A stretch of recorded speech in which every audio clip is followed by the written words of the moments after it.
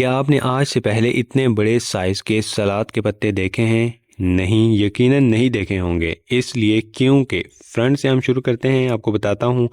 1 feet से इनका size शुरू होता है और मिड में अगर हम जाएं तो ये आप देख सकते हैं 1 फीट से लेकर 2 फीट तक माशाल्लाह इन सलाद के पत्तों का साइज़ है। और इतने बड़े साइज़ के पत्ते यकीनन आपने सलाद के नहीं देखे होंगे। और इन्हीं सलाद के पत्तों के इर्द गिर्द रहा माशाल्लाह माशाल्लाह अपना हरा भरा साग। अस्सलाम वालेकुम। एक नए व्लॉग में एक नए अंदाज के साथ आपकी खिदमत में हाजिर हो चुका हूँ। तो चलिए आज के इस मज़ेदार से इंटरेस्टिंग से व्लॉग को स्टार्ट करते हैं। इस वक्त मैं अपने लिटिल गार्डन में लगाया हुआ साग मैं आपको दिखा रहा था और आपने गेस करना है और बताना है कि कौन कौन सी अक़साम की साग यहाँ पर लिटिल गार्डन में हमने लगाई हुई हैं।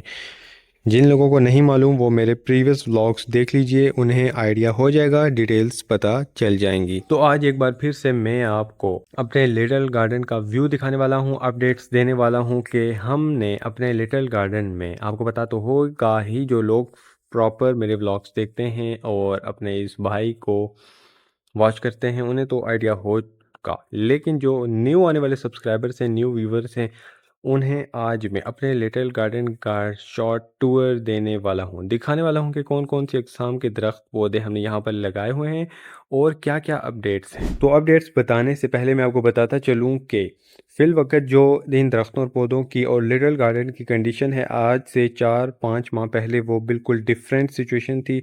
बहुत सारे दरख्त ऐसे हैं जो कि हरे भरे थे, जिन पर फल भी लगे हुए थे, लेकिन फ़िल वक्त बहुत सारे ऐसे दरख्त हैं उन्हीं में से जिनको हमने काट दिया था और सिचुएशन बिल्कुल चेंज हो चुकी है, मुख्तलिफ है। प्रीवियस व्लॉग्स आप देख लीजिए मेरे, बहुत सारे 2-3-4-5 माह पहले के, तो आपको वहाँ से आइडिया हो जाएगा और आप कंपेयर कर लीजिएगा कि प्रीवियस सिचुएशन क्या थी और फिल वक्त क्या सिचुएशन चल रही है। तो स्टार्ट करते हैं हम सबसे पहले अंगूर की इस बेल से जो इस वक्त आपके सामने मौजूद है। कंडीशन आप देख रहे हैं, सूखी हुई टहनियाँ फिल वक्त हमें दिखाई दे रही हैं, बिल्कुल सूखी हुई और सख्त किस्म की।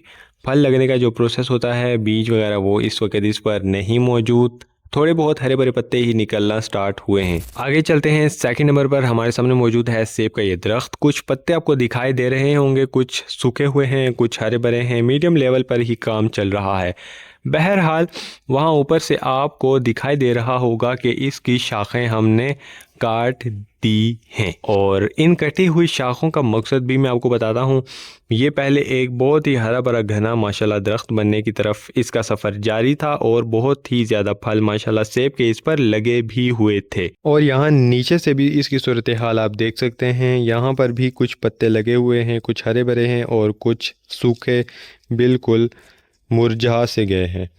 तो आप देख सकते हैं इसको हमने यहाँ से वाइट चॉक लगाया हुआ है। बहुत सारे लोगों को इसका इल्म होगा कि ये क्यों लगाया जाता है, तो मैं आपको बताता चलूँ। ये इसलिए लगाया जाता है, बहुत सारी वजूहात हैं। एक वजह तो ये है, जो फल वाले दरख्त होते हैं ख़ासतौर पर, इन पर कीड़ा लगने से बचाने के लिए ये प्रोसेस किया जाता है। तो इस दरख्त को हमने ऊपर से क्यों काटा, वो वजह मैं आपको बताने वाला हूँ। इसलिए क्योंकि अभी आपने इसकी शाखों की कंडीशन देखी होगी कि बारीक हैं।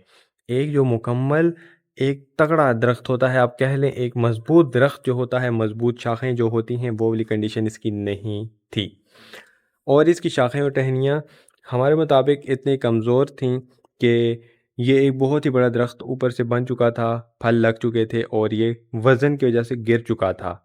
हल्की टहनियाँ, कमज़ोर टहनियाँ और ऊपर ज़्यादा वज़न की वजह से ये टेढ़ा भी हो रहा था। तो ये इसकी वजह थी काटने के लिए।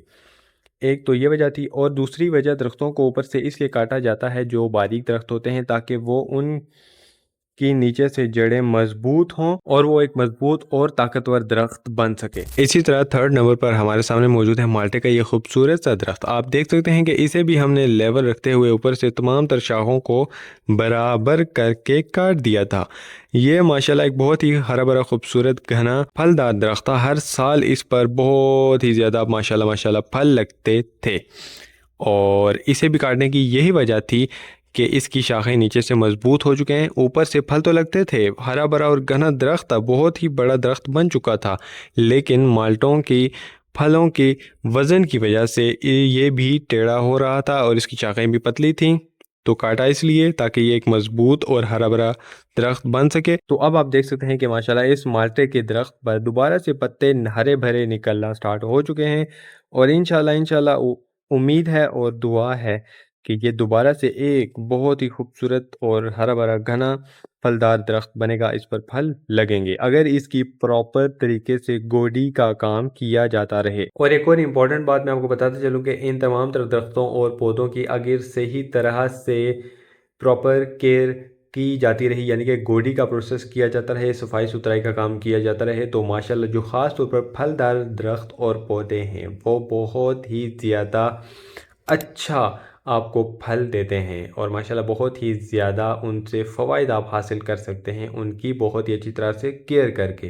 घर में लगे हुए माशाल्लाह ये सलाद के पत्ते, घर का साग, घर की सब्जियां, ऑर्गेनिक वेजिटेबल्स, देसी सब्जियां आप कह लें, ये माशाल्लाह बहुत ही ज़्यादा इनके हेल्दी बेनिफिट्स, बहुत ही ज़्यादा फ़वाइद आपको हासिल होते हैं एज़ कम्पेयर टू जो बाहर से आप सामान वगैरह ख़रीद कर लाते हैं। जो लोग ये प्रोसेस कर रहे हैं उन्हें बाखूबी बहुत ही अच्छे तरीके से पता होगा कि जो चीज़ आपने अपने हाथ से लगाई होती है, मेहनत की होती है, खुद ही उगाई होती है, माशाल्लाह माशाल्लाह बहुत ही ज़्यादा उनके फ़वाइद आपको हासिल होते हैं, क्योंकि एक तो ये देसी सब्जियां और देसी अनाज होता है। और इस वक्त मेरे बहुत सारे व्यूवर्स सब्सक्राइबर्स परेशान होंगे कि भाई साहब आपने शिफ्ट क्यों किया, इतनी बड़ी चेंजेस क्यों आप कर रहे हैं। कि मैं कार रिव्यू पर व्लॉग्स बना रहा था, आउटडोर एक्टिविटीज़ की जा रही थी और इसके अलावा माशाल्लाह माशाल्लाह घर से बाहर बहुत ही मुख्तलिफ़ अक़साम के व्लॉग्स आपको दिखाई दे रहे थे, मुख्तलिफ़ कैटेगरीज़ मुख्तलिफ़ सिचुएशंस में आपको दिखा रहा था। और आज अचानक से अपने लिटिल गार्डन का मैं आपको टूर करवा रहा हूँ, अपडेट्स दे रहा हूँ, तो मैं आपको बताता चलूँ कि चेंजेस ज़रूरी होती हैं। एक तो रमज़ान चल रहा है, रमज़ान मुबारक के इस बाबरकत महीने में दिन के वक्त एनर्जी इतनी नहीं होती, आउटडोर व्लॉग्स नहीं बनाए जा सकते, आउटडोर एक्टिविटीज़ नहीं की जा सकती। तो मैं आपको बताता चलूँ एक और इम्पॉर्टेंट बात कि आने वाले डेज़ में इंशाल्लाह कंफर्म नहीं बता सकता, लेकिन कार रिव्यू पर फाइनल व्लॉग्स भी आएंगे, डिटेल्स भी मैं आपसे शेयर करता रहूँगा, आउटडोर एक्टिविटीज़ भी की जाती रहेंगी लेकिन आफ्टर ईद। तो बहरहाल हमने सोचा कि रमज़ान मुबारक के इस बाबरकत महीने में आपको इस लिटिल गार्डन का व्यू दिखाया जाए, लिटिल गार्डन की अपडेट्स दी जाएँ, एक्सप्लोर किया जाए। जो मेरे प्रीवियस व्यूवर्स और सब्सक्राइबर्स हैं जो स्टार्ट से माशाल्लाह माशाल्लाह मेरे साथ जुड़े हुए हैं और जिन के खूबसूरत कमेंट्स पर मुझे बहुत ही ज़्यादा खुशी होती है और वो वेट करते रहते हैं कि आप अपडेट्स दें। तो काफ़ी दिनों से लिटिल गार्डन के बारे में अपडेट्स नहीं दी थी, तो आज मैंने सोचा कि आपको अपडेट्स देता चलूं। तो अभी शूट करते हुए आपने इस हथियार को देख ही लिया होगा, तो मैं आपको बताता चलूं कि इस खूबसूरत हथियार पर लकड़ी को काटते हुए मैंने एक शॉर्ट भी एडिट किया हुआ है और वो इसी यूट्यूब चैनल पर अपलोड हुआ है, वो भी आप देख लीजिए, आपको बहुत ही इंटरेस्टिंग लगेगा। इसके अलावा बहरहाल ये हथियार है, ये लकड़ी है, इस पर इन चाकों टहनियों को रख कर मैं काटता था सर्दियों में। फिल वक्त तो गर्मियाँ स्टार्ट हो चुकी हैं। एक बात तो ये कि इस लकड़ी के प्रोसेस को जलाने का मकसद सर्दियों में ही होता है और सर्दियों में ही जलाया जाता है आग को सेकने के लिए, आग को तापने के लिए। और इसके अलावा फिल वक्त गर्मियाँ स्टार्ट हो चुकी हैं, पहली बात। दूसरी बात ये कि रमज़ान मुबारक के इस बाबरकत महीने में एनर्जी इतनी नहीं होती कि ये सख्त काम किया जाए। एक बात तो ये हो गई। अगर बारिश लगी, मौसम ठंडा हुआ, दोबारा से सर्द मौसम हुआ इन्हीं दिनों में, तो दोबारा से इस प्रोसेस को किया जाएगा और आपको मैं दिखाऊंगा। लेकिन मुझे लगता है कि इसकी ज़रूरत शायद ना पड़े और इसे हमने शट डाउन पर लगाया हुआ है। चलते हैं अपने फोर्थ ट्री की तरफ, अपने चौथे दरख्त की तरफ, डिटेल्स आपसे शेयर करते हैं। और इस वक्त आपके सामने मौजूद है माशाल्लाह माशाल्लाह अपना हरा भरा घना अनार का दरख्त। फिल वक्त इस पर फूल मौजूद नहीं जिससे अनार का फल निकलता है, उगता है। तो माशाल्लाह माशाल्लाह इसके अलावा ये हरा भरा और घना कंडीशन आपके सामने आप देख सकते हैं। अनार के इस दरख्त पर भी कांटे मौजूद होते हैं, बहुत ही बारीक किस्म के कांटे। एक कांटा इस वक्त मैं आपको दिखा रहा हूँ और इसी तरह के बेशुमार बारीक कांटे इस दरख्त पर मौजूद होते हैं। तो फल उतारते वक्त बहुत ही ज़्यादा एहतियात के साथ काम लेना पड़ता है, एहतियात के साथ फलों को उतारना पड़ता है। इसी तरह हमारे सामने मौजूद है खुबानी का माशाल्लाह हरा भरा खूबसूरत घना दरख्त। कंडीशन में आपको दिखा रहा हूँ, क्लोज नहीं जा रहा इसलिए क्योंकि आपने गैस करना है, आपने बताना है कि इस पर फल लगने का जो प्रोसेस होता है, जो फूल होते हैं, जो भी बहरहाल प्रोसेस होता है, वो इस वक्त वीडियो में आप देख रहे हैं और आपने बताना है कि वो प्रोसेस स्टार्ट हुआ या नहीं या क्या सूरत हाल है। तो बढ़ते हैं अपने अगले नेक्स्ट स्टेप की तरफ। तो इस वक्त आप देख रहे हैं आपके सामने मौजूद है अमरूद का दरख्त, अमरूद के साथ कीकर का दरख्त, कीकर के साथ चंबेली और चंबेली के साथ फ्रंट पर ये रहा एक पौधा जो दरख्त बनने के सफ़र पर गामजन है। और इसके अलावा माशाल्लाह माशाल्लाह और भी माशाल्लाह बहुत ही ज़्यादा बेलें और दरख्तों की शाखें आपस में जुड़ी हुई हैं। एक मिनी फॉरेस्ट, मिनी अमेज़ोन मैंने इसका नाम रखा था। स्टार्ट के व्लॉग्स में मैं बहुत ज़्यादा इन पर डिटेल्स आपको बताया करता था। तो ये बहुत ही ज़्यादा माशाल्लाह मुख्तलिफ़ अक़साम के पौधे, दरख्त और बेलें आपस में जुड़ी हुई हैं। इस वक्त मैं आ चुका हूँ अपने आम के दरख्त के बिल्कुल करीब। सूरत हाल आपको करीब से दिखाने के लिए आपको अंदाज़ा हो सकेगा कि भाई साहब क्या सूरत हाल चल रही है। कुछ पत्ते इसके बिल्कुल सूखे हुए हैं और ये आप देख सकते हैं टूट रहे हैं, और कुछ पत्ते माशाल्लाह बिल्कुल हरे भरे और इसी तरह घने तरोताज़ा हैं। और इसी तरह पेशा खिदमत है क्यारी के कॉर्नर में आम का ये माशाल्लाह माशाल्लाह दरख्त जो दरख्त बनने के बिल्कुल करीब है या बन चुका है। दोनों बातें, दोनों सूरत हाल, दोनों कंडीशंस ही इसकी ठीक हैं आप कह सकते हैं। बहरहाल इस आम के दरख्त की सूरत हाल मैं आपको दिखाता चलूँ। माशाल्लाह आप देख रहे हैं काफ़ी ज़्यादा हरे भरे पत्ते इस पर मौजूद हैं। और एक और इम्पॉर्टेंट बात जो अभी मैं कर रहा था कि आप देख सकते हैं नीचे से इसकी टहनियाँ, शाखें बिल्कुल बारीक हैं। ऊपर से वज़न पत्तों की वजह से, शाखों की वजह से बढ़ चुका है और थोड़ी बहुत हवा चलने पर भी ये झूलने लगता है। तो ये कंडीशन, ये फैक्ट, ये वजह, ये हकीकत होती है कि इनकी टहनियों, शाखों को ऊपर से वज़नदार पत्तों को काटा जाता है ताकि इनकी नीचे से जड़ें और शाखें मज़बूत हो सकें और ये एक बहुत ही मज़बूत, ताकतवर, घना दरख्त बन सके। तो आप देखिए जिस तरह इन दरख्तों और पौधों को, ख़ास तौर पर दरख्तों की टहनियों को और वज़नदार पत्तों को ऊपर से काटा जाता है ताकि इनकी जड़ें मजबूत हो सकें, ये नीचे से इनकी टहनियाँ और शाखें मजबूत हो सकें, एक बहुत ही ताकतवर, स्ट्रॉन्ग, मजबूत दरख्त बन सके। इसी तरह ये डिफ़िकल्टीज़ इंसान की ज़िंदगी में भी उसे मजबूत बनाने के लिए आती हैं और इंसान बहुत कुछ सीखता है और आगे बढ़ता है।